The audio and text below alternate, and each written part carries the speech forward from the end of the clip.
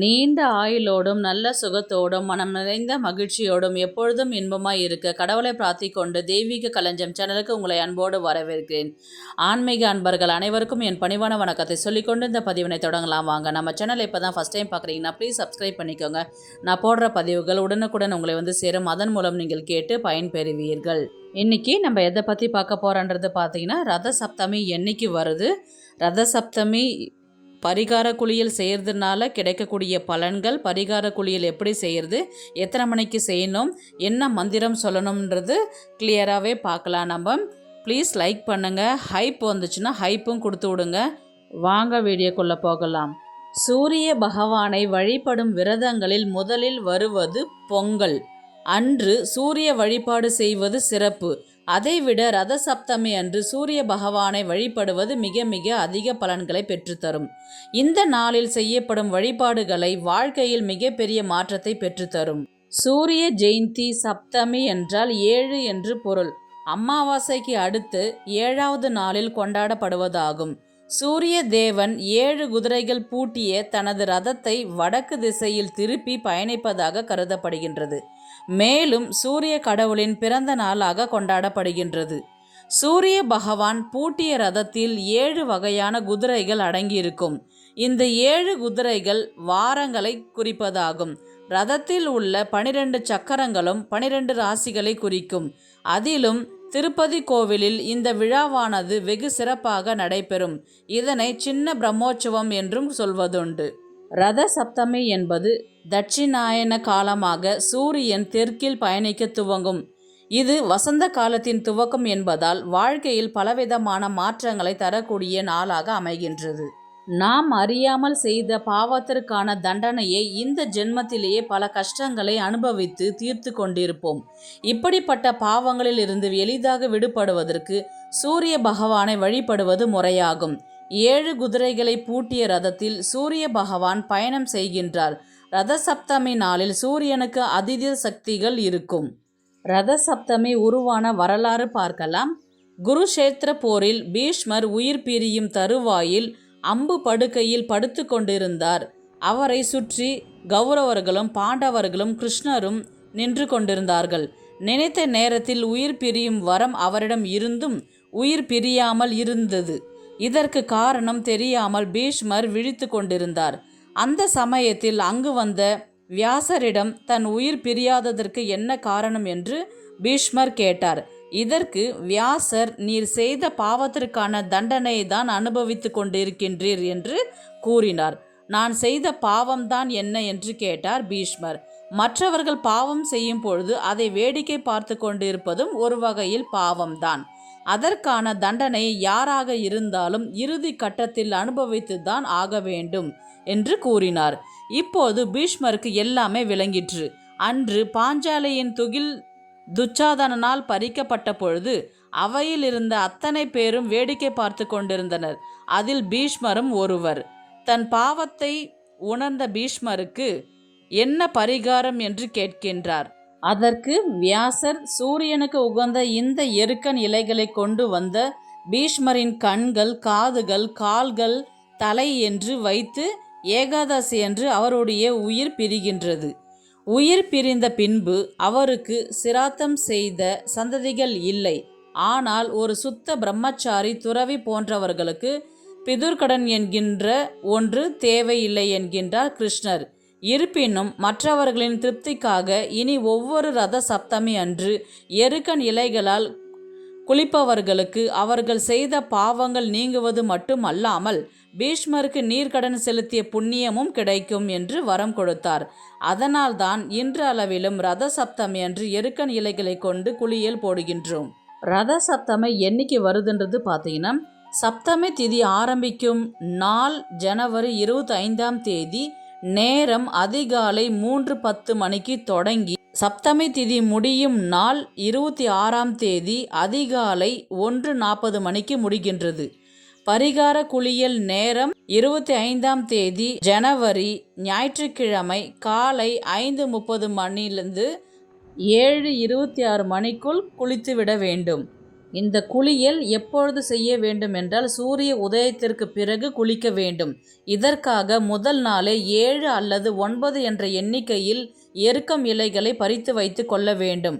அதாவது தலையில் 1, 2 கண்களில், 2 தோள்களில், 2 முழங்கால்களில் என 7 எருக்கம் இலைகளை எடுத்து கொள்ள வேண்டும். எருக்கம் இலையில் பால் இருக்கும், அதனால் அதை நல்லா அலம்பிடுங்க. அதுக்கப்புறம் என்ன பண்ணுங்க, அதை நல்லா தொடச்சிட்டு பால் எதுவும் இல்லாமல் அந்த மேலே ஒரு மாதிரி ஒயிட் கலரில் இருக்கும், நல்லா அதை வாஷ் பண்ணிவிட்டு நல்லா அதை தொடச்சிட்டு பால் இல்லாமல் அதை எடுத்து வச்சிட்டிங்கன்னா அடுத்த நாள் குளிக்கிறதுக்கு கொஞ்சம் உங்களுக்கு வசதியாக இருக்கும். இந்த குளியல் எங்கே செய்யலாம் என்று பார்த்தால், ரத சப்தமி நாளில் காலையில் எழுந்து புனித நதிகள் இருந்தால் அதில் நீராட வேண்டும். சூரிய ஒளி படும் பொழுது இந்த குளியல் செய்யலாம். அல்லது நீர்நிலைகள் இல்லை என்றால் வீட்டிலே இந்த பரிகாரம் செய்யலாம். இந்த பரிகார குளியல் யார் செய்யலாம் என்று கேட்டால், சிறியவர்கள் முதல் முதியவர்கள் வரை இந்த பரிகார குளியலை செய்யலாம். எருக்கம் இலையில் எண்ணெய் வைத்து ஆண்களும் பெண்களும் குளிக்க வேண்டும் என்று பார்த்தால், பெண்களாக இருந்தால் மஞ்சள் அட்சதை மஞ்சப்பொடி வச்சு நம்ம தலையில் அந்த பரிகார குளியல் செய்யணும்.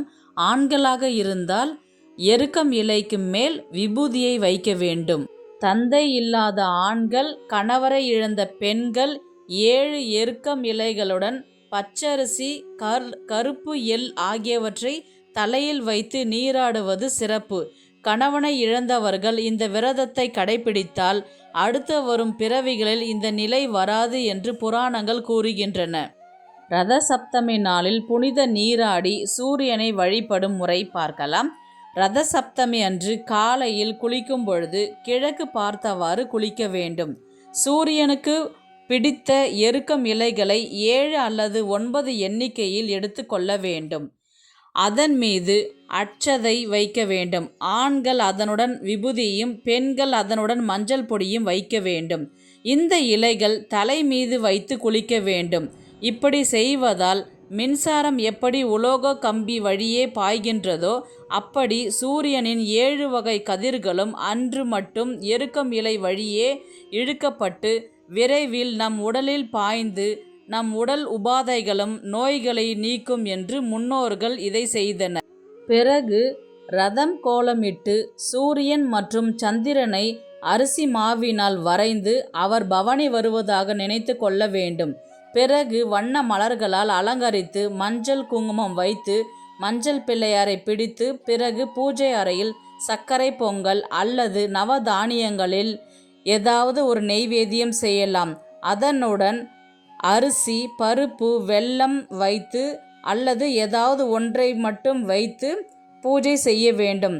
அதன் பிறகு தீப தூப ஆராதனைகள் செய்ய வேண்டும்.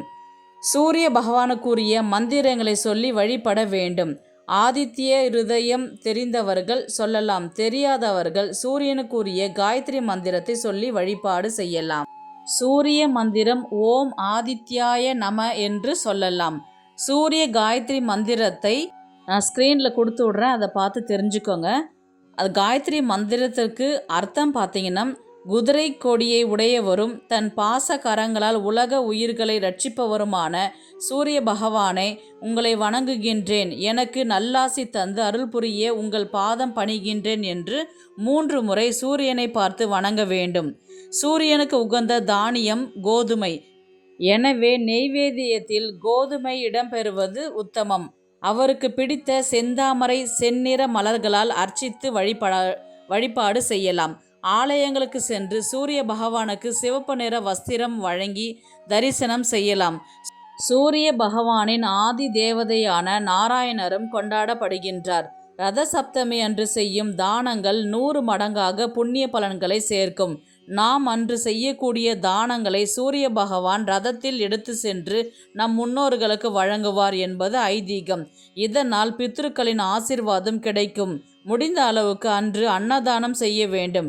ரத சப்தமிக்கு அடுத்த நாள் அஷ்டமி.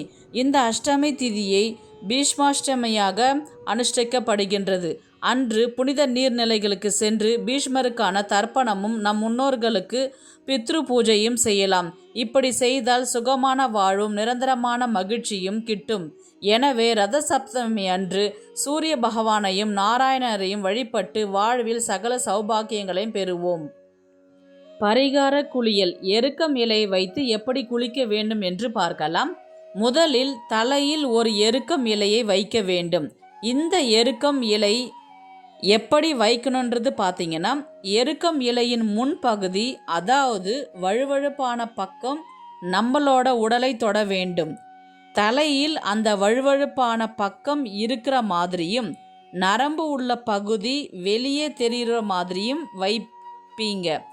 எருக்கம் இலையின் நுனிப்பகுதி பார்த்தீங்கன்னா மேல் நோக்கி இருக்க வேண்டும்.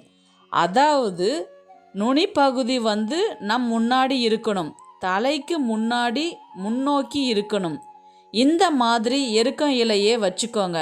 வச்சுட்டு கிழக்கு நோக்கி நின்றோ உட்கார்ந்து கொண்டோ நாம் வேண்டிக் கொள்ள வேண்டும். என்ன வேண்டிக்கணுன்றது பார்த்தீங்கன்னா, 7 குதிரைகள் பூட்டிய தேருடன் கூடிய சூரியனின் பிரியமான தேவியே, 7 உலகங்களாலும் பூஜிக்கப்படுபவளே, சப்தமி தேவியே, 7 ஜென்மங்களில் நான் சேகரித்து வைத்துள்ள பாவங்களை விரைவாக எடுத்துக்கொள்.